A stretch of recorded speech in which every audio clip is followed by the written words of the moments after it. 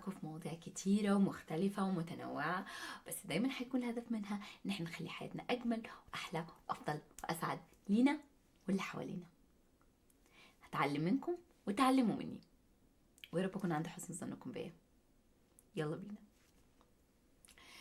حلقة النهاردة هنتكلم عن ان الصاحب ساحب، وان الطيور على اشكالها تقع، وان المرء على دين خليله. أصحابنا في حياتنا حاجة مهمة جدا جدا جدا جدا، مش بس مهمة للدعم العاطفي والعقلي والكلام ده كله، لا بس هي مهمة لنجاحنا، مهمة قوي. صحابك وعاداتهم وتفكيرهم انت بطريقة تلقائية او لا تلقائية غصب عنك هتأثر بيها. في مقولة لجيم رون. جيم رون ده motivational speaker، ويعني من الناس اللي في التنمية البشرية والكلام ده من زمان. قال انت ومتوسط الخمس اشخاص اللي انت بتقضي معهم اكتر وقت، سواء كانوا الخمس اشخاص دول كان صحابك في الشغل، صحابك بره الشغل، عيلتك في البيت، صحابك اللي من ايام المدرسة، الناس اللي بتقضي معهم انت اكتر وقت هم الخمس اشخاص انت بتتأثر بيهم. ودي مش حاجة يعني جديدة، احنا عارفين الكلام ده. انت اي حد، انت بدأت تشرب سجاير امتى؟ صحابي تونس اول سيجارة وكده. طب انت بدأت تعمل مثلا عادة معينة، بدأت تشرب او مثلا بدأت تروح على اماكن مش كويسة، صحابي خدوني وكذا. دايما في صحابي اللي هم خدوني، دايما هي الناس اللي انا كنت بقضي معاهم اكتر وقت ممكن هم اللي جابوني وهم اللي ودوني.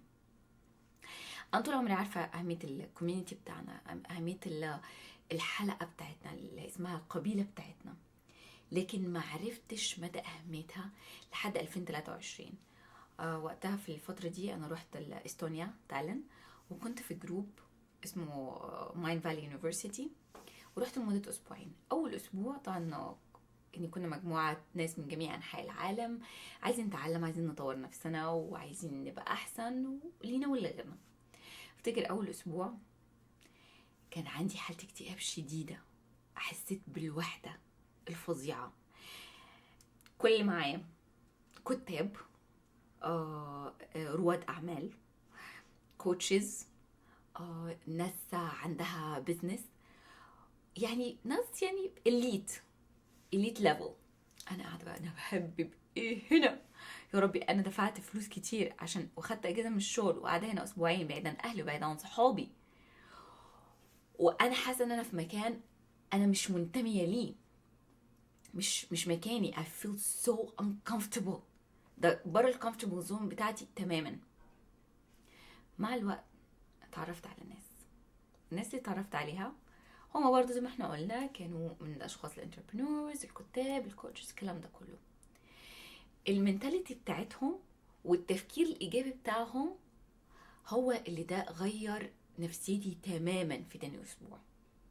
الناس دي لما كانت بتشوفني مثلا انا مش في احسن مود، او مثلا ان انا الافكار السلبيه بدات في دماغي، كان في دايما حد ينبهني، لا انت مش لوحدك، احنا كلنا بيحصل معانا كده، بس احنا بنحاول نطور نفسنا، وانت هتبقي احسن، وانت كذا. الكوميونتي ده لحد دلوقتي يعني في عندي يعني عملت بونز مع ناس لحد دلوقتي، العلاقات بينا موجوده. دي الناس اللي انا عايزاها تبقى في حياتي، دي الناس اللي انا عايزاها تكمل معايا الرحله دي. فاصحابنا مهمين جدا جدا جدا. في عملوا دراسه في هارفارد يونيفرسيتي مدتها 75 سنه. في الدراسه دي كانوا عايزين يكتشفوا ايه احد اسباب طول العمر عند الناس. اكتشفوا ان الموضوع ملوش علاقه بالصحه الجسديه، ولو انها هي مهمه، ملوش علاقه بالذكاء، ملوش علاقه باي حاجه بالفسيولوجي. اهم عامل في طول العمر علاقتنا الاجتماعيه، كل ما كانت صحيه وداعمه، وحطوا مليون خط تحت صحيه وداعمه، ده بيطول في عمرنا وبيحسن من جهاز المناعه بتاعنا. في كتابه مالكوم جولدويل اسمه ذا اوتلايرز في اول شابتر، فكان بيدرس وقتها اللونجيفيتي، برضو الحاجات اللي بتأثر في طول العمر عند الناس. ففي سيتي او فيليج، هي زي قرية تهيألي في ايطاليا، انا مش متأكدة، بس هو اسم الكتاب اوتلايرز، كتاب تقروه. فاكتشف الناس دي اكلها من الستين ليرة، وبتاكل فاتس، وبتاكل حاجات يعني مش صح، يعني مش بالمسطرة والقلم، ولازم تبقى صحية وكذا وكذا وكذا وكذا وكذا. اكتشف ان علاقتهم ببعض وترابطهم ببعض هو اللي طول في عمرهم. فالموضوع مش بس نجاحك المادي او في الحياة، لا، ليه دخل في ان عمرك يطول. مش عايز، انا عارفة ان في ناس يقولك لا انا مش عايز اعيش كتير، ماشي، غيروا، متفرجوش عليا في حتة تانية. انا واحدة عايزة اعيش كتير، وعايزة اعيش لفترة كويسة، فلازم تكون حياتي صحية، على الأقل الاجتماعية لازم لازم لازم تكون صحية. طبعا حاجة في حد هيجي يقول لك طب أنا أهلي عايش معاهم في البيت، وكل يوم بيكسروا في مقاديفي وبيقتتوا فيا، وأنا لا أنا فالح ولا أنا نافع، ومفيش حاجة بعملها كويسة وإلى آخره. طب ما مش هينفع أقطعهم من حياتي، مش هينفع أقول لهم أنا مش عايزكم. أتعامل مع الناس دي إزاي اللي أنا لازم أتعامل معها كل يوم، ومش هقدر أعملها يعني خلاص أشيلها من حياتي. it doesn't work this way. في خطوات احنا ممكن نتبعها. أول حاجة، افصل بين رأيك ورأيهم. ممكن هم مش يعني، اعتمد التفكير ان انا مش ضروري اتوافق مع تفكير كل شخص في حياتي. تفكيرهم يختلف عن تفكيري، لان ظروفي تختلف عن ظروفهم، وظروفهم تختلف عن ظروفي. هما كبروا بطريقه معينه وانا كبرت بطريقه معينه. وده مش معناه ان احنا ما نسمعش كلام الناس الاكبر منا والناس في عيلتنا والناس، لانهم بينصحونا من باب خوفهم علينا. لكن ما نخليش الخوف ده ينتقل لينا، ناخد بالنا قوي، نقلل الانتراكشنز على قد ما نقدر. مش ضروري كل حد يعرف انا هعمل ايه وهسوي ايه، عشان هي احيانا الفكره بتتولد في دماغنا وبيبقى الهام من ربنا. محدش سمعه غيرنا، ما حد سمعه مثلا غيري او غيرك انت. ليه؟ لان الصوت ده داخلي، فمش هيفهموا انا افكر ازاي. فهيعملوا ايه؟ هيطلعوا لي مليون حاجه باظ الفكره او الموضوع او اللايف ستايل اللي انا عايزه امشي بيه. مش ضروري كل حد يعرف كل حاجه مهما كان قريب منك. زي مثلا لما واحده تكون حامل، ما بتروحش تقول لحد ان هي حامل لحد 3 اشهر، لحد ما الحمل يثبت، عشان ده بيبي، فمش عايزاه يتنظر ومش عايزاه ياخد باد انرجي. هي الفكره كده، زي البيبي بتتولد في دماغنا، فنحافظ عليها. فكره داري على شمعتك تنور، it's helpful بجد. داري على شمعتك تنور. مش ضروري كل حد يعرف انت بتعمل ايه، حتى لو كانوا يعني عايشين في الاوضه اللي جنبيك.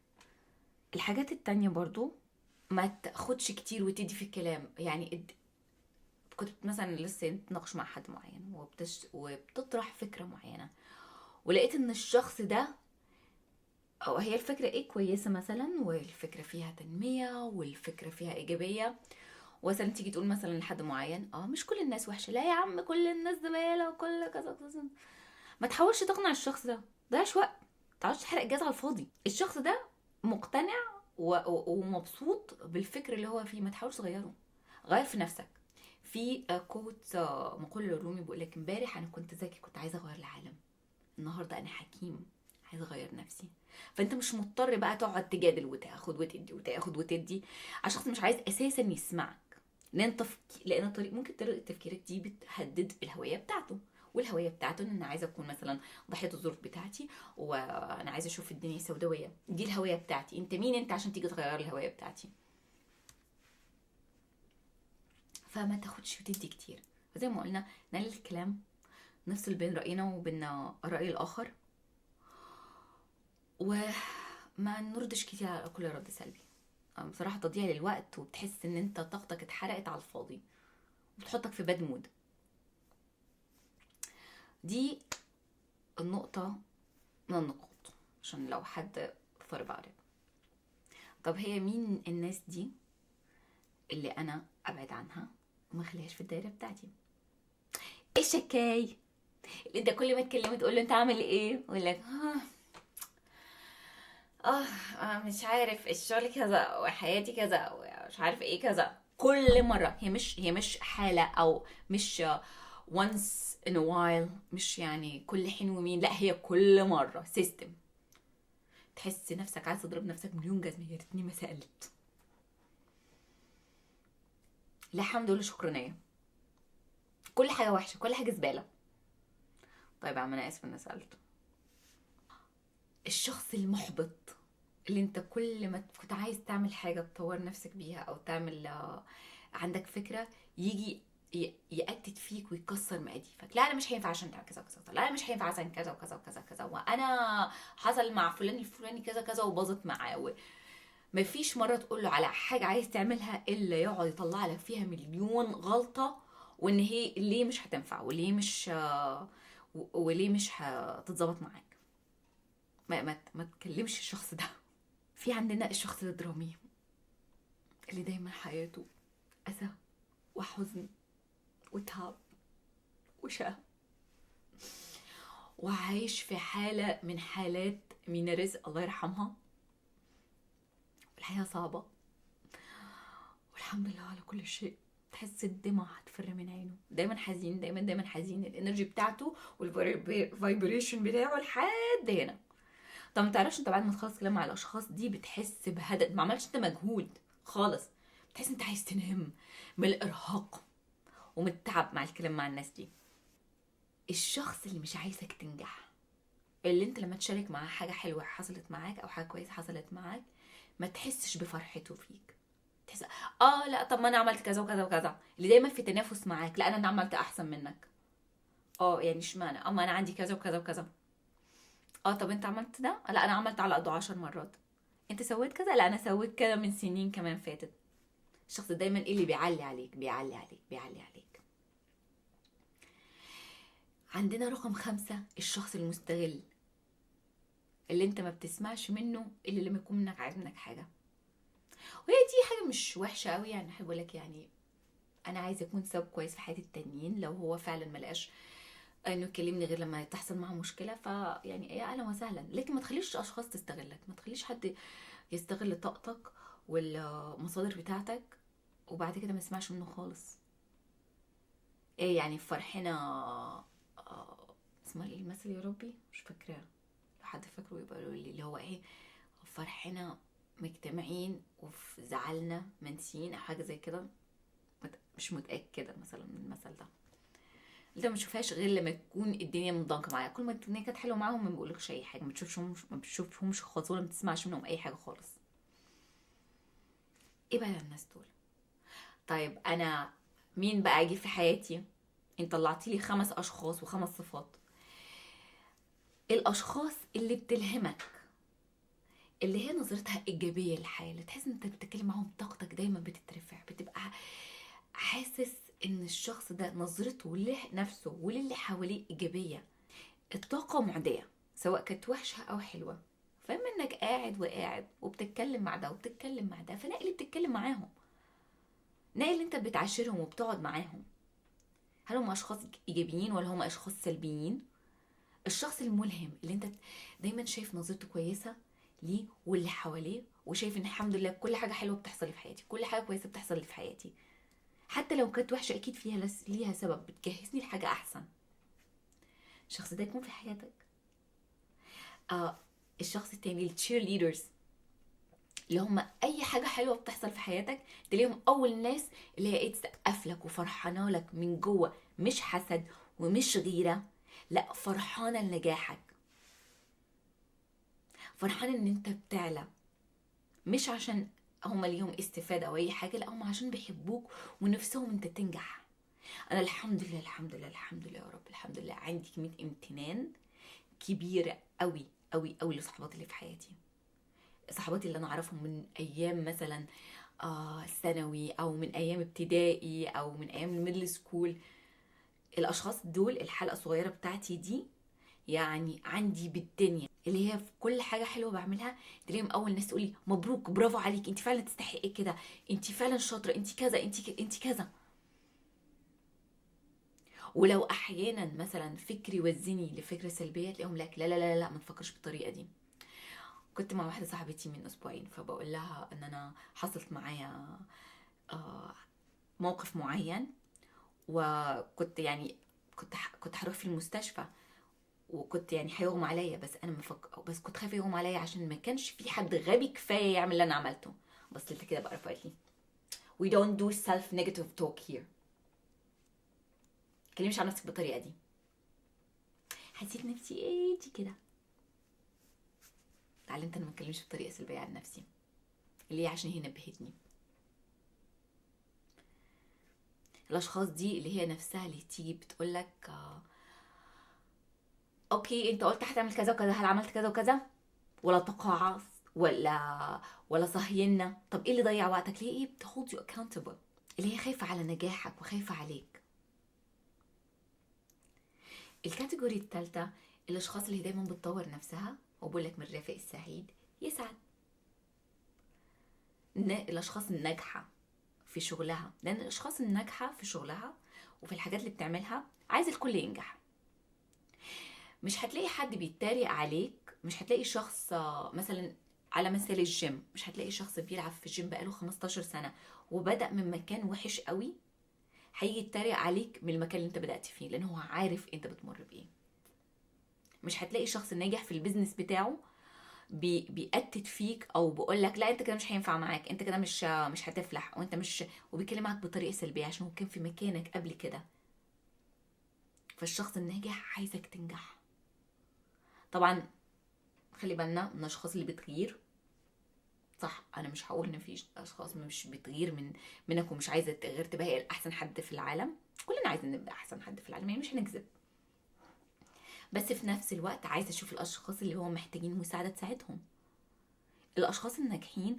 وانا يعني شفتها يعني بطريقه شخصيه.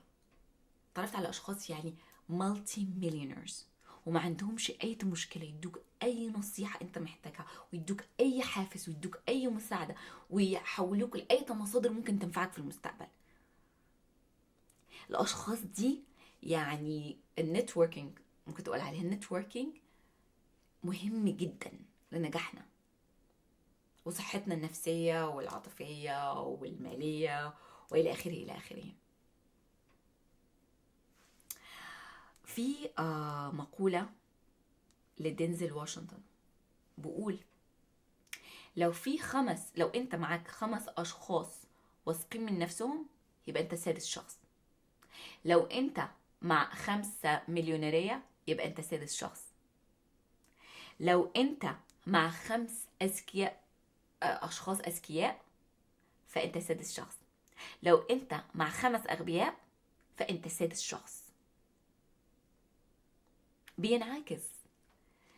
طب اعمل ايه دلوقتي؟ نعمل جرد، نشوف بقى الاشخاص حياتنا اللي احنا بنقضي معاهم وقت طويل على مدار الاسبوع، مين الاشخاص اللي بشوفها كل يوم بقضي معاها اكتر وقت ممكن، هي تقع في انهي كاتيجوري، فهل هي تكون في الكريتيريا بتاعت الناس اللي انا ابعد عنهم ولا اخليهم في حياتي. على فكره في نقطه مهمه في فتره الهيلينج دي والجرد، وان انت عايز تخلق القبيله بتاعتك، لان القبيله بتاعتك دي مهمه جدا في انها تدعمك، خصوصا لو انت ما كانش عندك الدعم ده في البيت او من الاشخاص المحيطين حواليك اللي انت ما تقدرش تقاطعهم. فلازم تخلق القبيله دي بتاعتك. فعبال ما تخلق القبيله دي بتاعتك والدايره الموثوق فيها بتاعتك، في حاجه نوعا ما يعني هي مش لطيفه بتحصل، ان انت هتحس بالوحده، هتبقى انطوائي اكتر، مش عايز تبقى تكلم ناس كتير، هتختفي نوعا ما.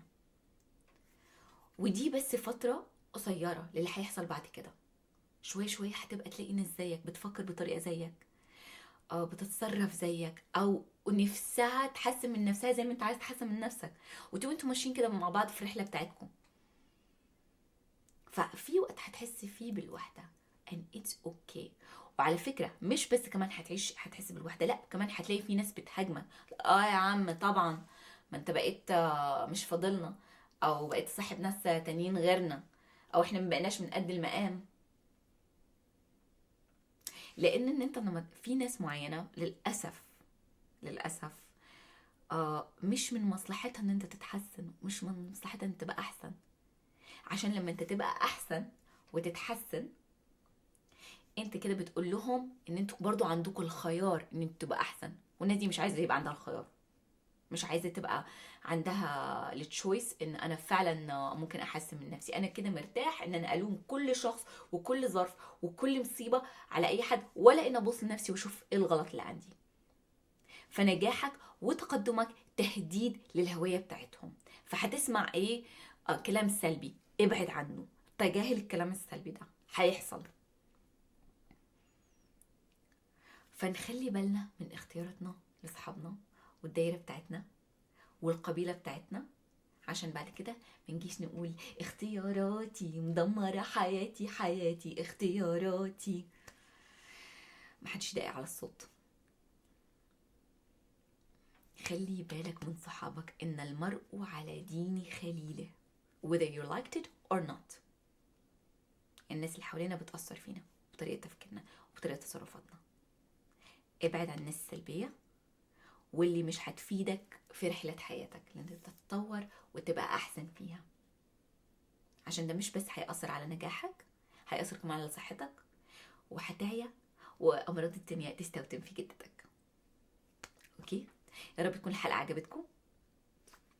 امتنان وشكر لكل اصحابي في حياتي وكل الناس الحلوة الجميلة اللي ربنا حطها في طريقي. ان فعلا بعتبر نفسي محظوظة جدا جدا جدا بصحباتي اللي هم معايا من وانا صغيرة. ما اضطريتش اقاطع حد الحمد لله، اللي هم دايما بيشجعوني، واي حاجه حلوه بلاقيهم اول ناس بتسقف لي وبتقول لي انت احسن واحده في العالم، وانت تقدري تعملي كذا وتقدري تسوي كذا. ولما بغلط هم برضو بيقفوا لي. ويا رب تكونوا محظوظين زي ما انا محظوظه. والموضوع مش بس حظ، كمان في اختيار. فاللي ما كانوش محظوظين كده في الاول ياخدوا اختياراتهم ويراجعوا نفسهم ويشوفوا مين في حياتهم، مين بيأثر عليهم ومين بيأثر على تفكيرهم. يا رب الحلقه تكون عجبتكم واتبسطتوا زي ما انا اتبسطت وانا بكلمكم النهارده. لو عجبتوا الحلقه اعملوا لي لايك، سبسكرايب وشير. هتلاقوا الحلقه على سبوتيفاي، على اليوتيوب، وعلى ابل بودكاست. لحد المره الجايه، باي باي.